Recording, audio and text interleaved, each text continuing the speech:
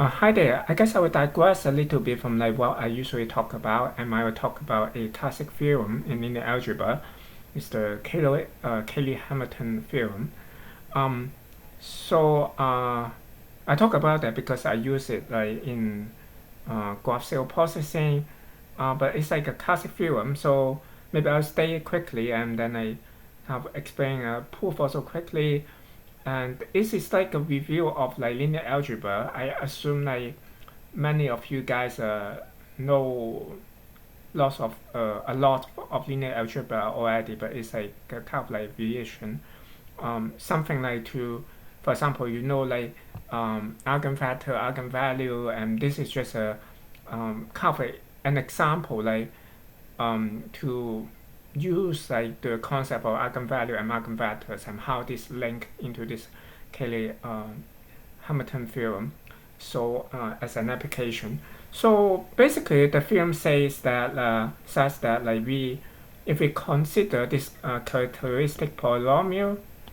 So again, if you don't remember that what's that, it doesn't matter that much.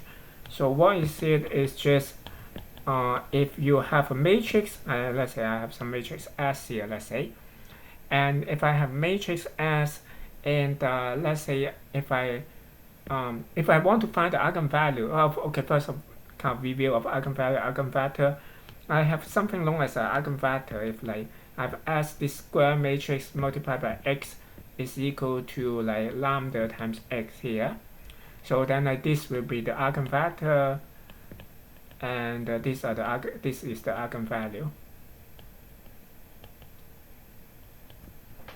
So and then okay, if I have Sx is equal to lambda X, then people always interested in is say, okay, how to find this eigenvalue and eigenvector.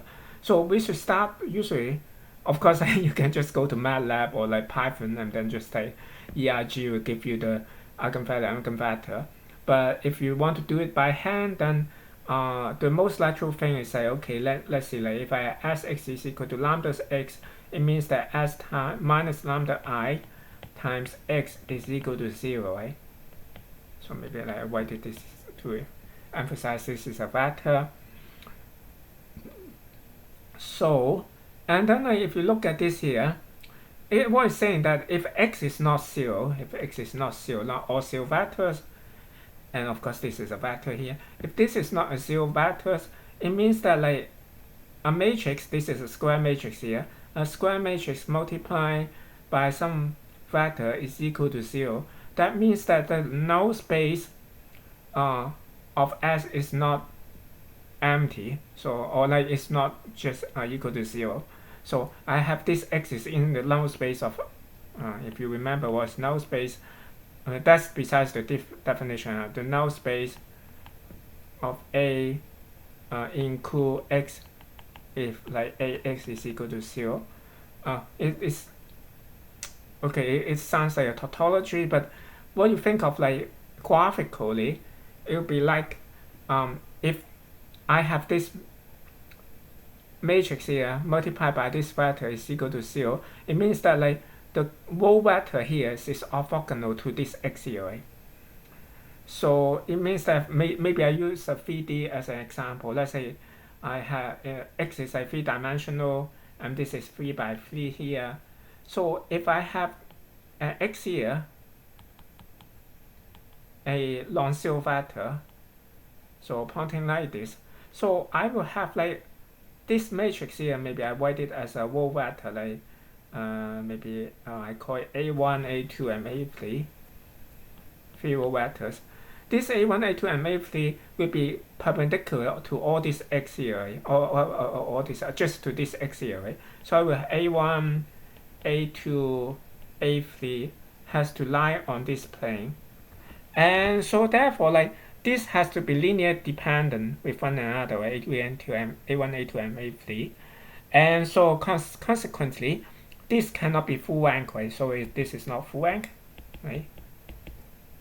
So this is not full rank, meaning that the determinant should be equal to 0, right? So therefore the determinant of this is 0. So that's typically how people find the eigenvalue. So you solve these things to be 0, and this if I write this as a polynomial, like we can just expand this as a polynomial of lambda, right? So this p lambda is equal to 0. This is known as the characteristic polynomial. We take polynomial. Now, given this is the characteristic polynomial, this is the characteristic polynomial here.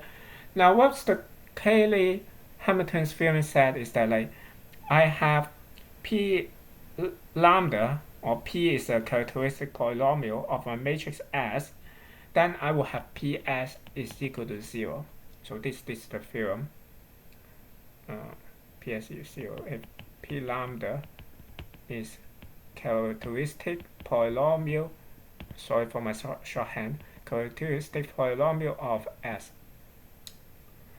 So the proof is actually pretty simple. Like let me quickly go through the proof. Like a very simple idea. As long as you understand an eigenvalue eigenvector, then this proof is not difficult to you at all. So I have consider what's going on is like for all the eigenvalues lambda, it has to satisfy the eigenvector, satisfy this characteristic polynomial. Okay, by the way, my proof here is not what I mean is not complete. It's a for special case. Here I assume that like eigenvector I can find eigenvector to span the entire space. My entire space means that like if my matrix is n by n, then it will be like entire like n-dimensional space. So this will be true, for example, like if I have a symmetric matrix, then my eigenvectors definitely can span the entire space. And I actually honestly I need to double check like whether if my matrix is not symmetric, or like if my eigenvector, I think it should still hold for the Cayley-Hamilton theorem, but I cannot prove it like this. But okay, so but let's assume that like I can span the entire space like with the eigenvectors, and then I basically have what I have. Then actually I'm almost done. So then I will have S here. Consider like S. I have Sx, of course, equal to lambda x. Like for some, this is eigenvector, and the corresponding eigenvalue lambda here.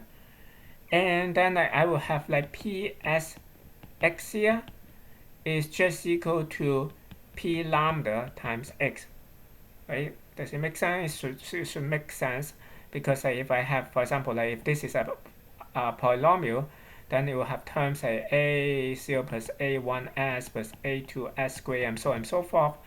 And for because all these are linear operator, right? So multiplied by x, it will give me a0x. I can just like do this distributed law. I guess I can get into that like a1sx plus so on and so forth, like a2s squared x and so forth here.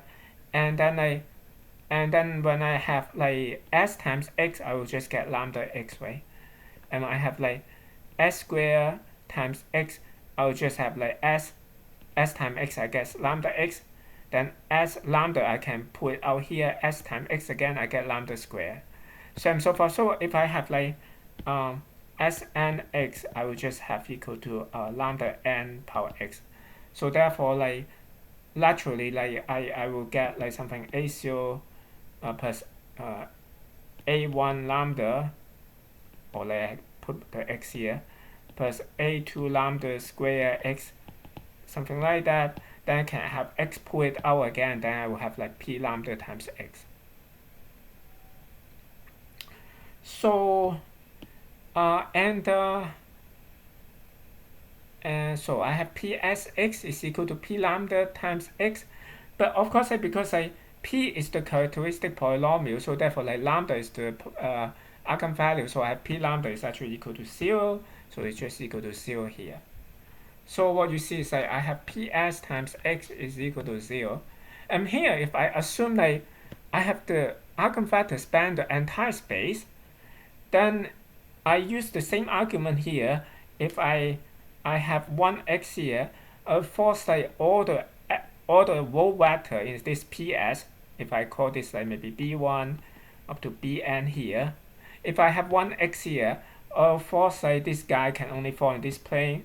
But if I have another b, let's say I have another x that is perpendicular or like span another space here, I will already like if I have two of them here, I already force like this can only be like 1D, like something like for example, like if I have draw it a little bit better.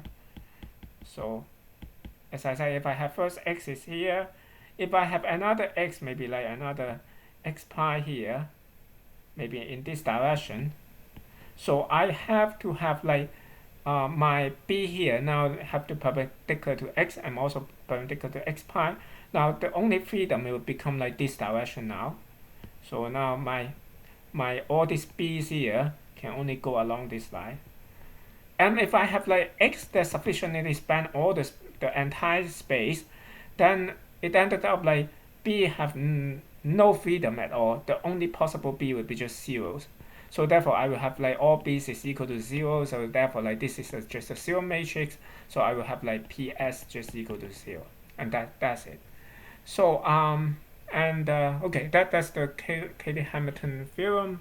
And I guess I won't show an example. I guess you can go online and get example for that. I guess that's all I want to say. Okay, thank you.